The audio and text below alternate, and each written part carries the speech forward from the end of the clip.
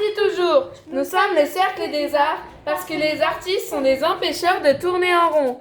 Bonjour, je m'appelle Laura et je suis membre du Cercle des Arts depuis 2 ans. Et je suis accompagnée de mes potes à la compote, Myriam et Yasmine, qui font également partie du Cercle des Arts. Tout d'abord, notre podcast sera divisé en 3 parties. La première s'intitule Une information pour un champion, la deuxième s'intitule Les petits potins et la dernière s'intitule Discussion entre potes à la compote et Lisa. nous vous souhaitons un bon visionnage et une bonne écoute à vous. Nous allons commencer par une information pour un champion. L'atelier de la poissonnerie, qui n'est en fait pas une poissonnerie mais une ancienne usine, est maintenant un lieu d'exposition libre. Elle se situe dans la plus vieille rue de Châteauroux, au 52 rue de l'Indre. Et maintenant, nous allons vous parler des petits potins.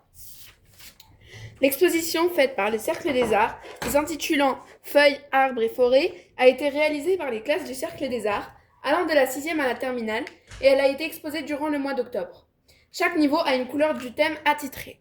Les élèves du membre du Cercle des Arts ont eu l'opportunité de visiter cette exposition, ainsi que la poissonnerie et l'artothèque. Mais c'est quoi une artothèque ?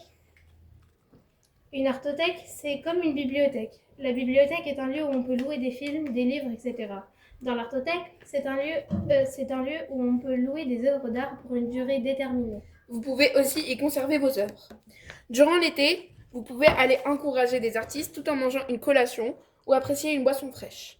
En fin de visite, vous pouvez aller acheter des petits magazines ou des petits accessoires ou des petites décorations aussi pour ajouter un petit plus dans votre chez vous. N'hésitez pas à aller notamment participer en tant que bénévole pour les aider ou tout simplement leur évoquer votre soutien continu. À l'entrée de l'exposition, nous avons pu admirer sur le côté gauche le magnifique monochrome bleu, réalisé par les élèves de 4e, ainsi que le monochrome rose et violet, réalisé principalement par les élèves scolarisés en 3e. Une œuvre nous a tapé à l'œil. C'est le cerisier, il s'agit du tableau avec le cerisier japonais. Du côté droit, on a pu aussi admirer le magnifique monochrome vert réalisé par nous justement. Enfin, L'arc-en-ciel nous a beaucoup plu avec son côté vert et coloré. nous allons passer à la discussion entre potes à la compote et Lisa. Tout d'abord, les filles, est-ce que vous avez aimé l'exposition ? Oui, c'était incroyable, j'ai adoré. Ah, bah ça c'est bien. Lisa, nous avons quelques petites questions à vous poser si vous le souhaitez, bien évidemment. Tout d'abord, quel est votre métier et en quoi consiste-t-il à l'atelier de la poissonnerie ? Dans l'atelier de la poissonnerie, je suis assistante culturelle. Je prépare l'organisation des différentes expositions dans l'atelier et j'organise régulièrement les visites aux élèves, mais aussi aux visiteurs. Et en combien de temps sont-elles installées ?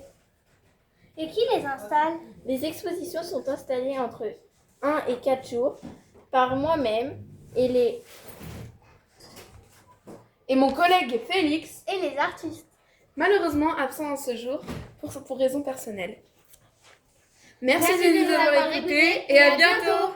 Mais les filles, on a oublié un truc. Mais oui, merci Myriam. Tout le plaisir est pour moi. N'oubliez pas de liker cette vidéo. De vous abonner. Et aussi d'activer la cloche de notification pour ne rien rater. Artis un jour, Artis toujours.